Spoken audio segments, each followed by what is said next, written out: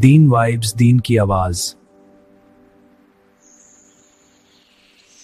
کہ اللہ تعالیٰ کا ارادہ خیر کا ہے، وہ بخشنے کے بہانے بنا رہے ہیں۔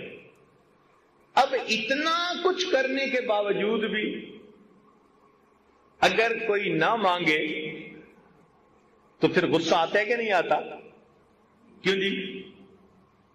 جب اتنا کسی کو موقع دیا جائے اور وہ پھر بھی غفلت کا اظہار کرے تو پھر غصہ بھی بڑا آتا ہے۔ اب ذرا میری ایک بات کو توجہ سے سننا، میں بات مکمل کرنے لگا ہوں۔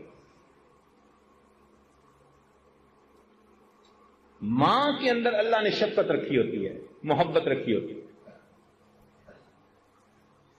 بچے بدتمیزی کر لیں، بے ادبی کر لیں، ماں کا دل دکھا دیں، ماں پریشان ہو جائے گی، رو لے گی، بد دعا نہیں دے گی۔ بیٹے کو بد دعا کبھی نہیں دے گی۔ کیوں؟ اس محبت کی وجہ سے، اس محبت کی وجہ سے جو ماں کے دل میں ہے۔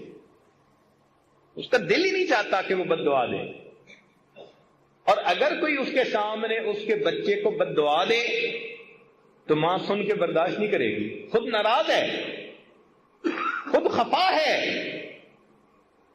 مگر بچے کی بد دعا برداشت نہیں کر سکے گی، کہے گی آپ نے میرے بیٹے کو بد دعا دی ہی کیوں؟ کیا ایسے ہی دستور ہے نا؟ اگر ایسا دستور ہے تو ذرا توجہ سے سنیے۔ حدیث پاک میں آتا ہے کہ نبی علیہ الصلوۃ والسلام ممبر سے نیچے تشریف لا رہے تھے، آپ نے آمین کہی۔ میں پوری حدیث پاک کا تھوڑا سا حصہ جو مضمون سے متعلق ہے وہ عرض کر رہا ہوں۔ صحابہ کرام نے پوچھا، اے اللہ کے نبی آج آپ نے یہ کیا فرمایا؟ تو فرمایا جب میں نے قدم رکھا تو جبرائیل امین میرے پاس آئے اور انہوں نے بد دعا دی، باعودہ، برباد ہو جائے وہ شخص جس نے رمضان کا مہینہ پایا اور اپنی بخشش نہ کروائی۔ اب یہ بد دعا کس نے دی؟ جبریل علیہ السلام نے۔ اور یہ بھی ذہن میں رکھیں کہ فرشتے کوئی کام خود نہیں کرتے۔ قرآن مجید میں ہے لا یعصون اللہ ما امرہم ویفعلون ما یؤمرون۔ کوئی کام خود نہیں کرتے، وہی کرتے ہیں جو پروردگار کا حکم ہوتا ہے۔ اس کا مطلب ہے کہ جبریل علیہ السلام آئے نہیں، بھیجے گئے تھے اللہ تعالی کی طرف سے۔ انہوں نے آ کر یہ بد دعا دی، برباد ہو جائے وہ شخص جس نے رمضان کا مہینہ پایا اور اس نے اپنی بخشش نہ کروائی۔ اب اس بد دعا کو سن کے نبی علیہ السلام کو امت کے اوپر کتنی شفقت تھی۔ رات کو سجدے میں اتنا روتے تھے، غار میں روتے تھے، دعائیں مانگتے تھے، اتنی امت کے اوپر شفقت تھی، رحمت تھی۔ تو اگر آپ بد دعا سنتے تو آپ تو سن کے تو فوراً کہتے کہ جبرائیل بد دعا میری امت کے لیے کیوں کر رہے ہو، مگر نہیں۔ حدیث پاک میں آتا ہے کہ جبرائیل علیہ السلام نے بد دعا دی اور نبی علیہ الصلوۃ والسلام نے فرمایا آمین۔ اب ذرا سمجھیے گا کہ اتنا تو رمضان میں غافل بندہ غفلت کا ارتکاب کرتا ہے کہ اللہ تعالیٰ نے بخشش کی انتہا کر دی۔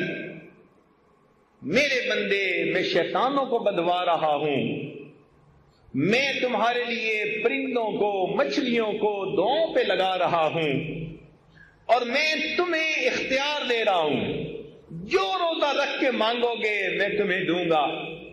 پھر بھی اگر تم میری طرف متوجہ نہیں ہوتے تو اس کا مطلب ہے تم بدبخت ہو پرلے درجے کے، پھر تمہاری بدبختی میں کوئی شک نہیں۔ اب جبرائیل علیہ السلام نے آ کے کہہ دیا برباد ہو جائے وہ شخص جس نے رمضان کا مہینہ پایا اور اپنی مغفرت نہ کروائی۔ اور اللہ کے محبوب صلی اللہ علیہ وسلم نے آمین کہہ کر اس پر سٹیمپ کر دی، مہر لگا دی۔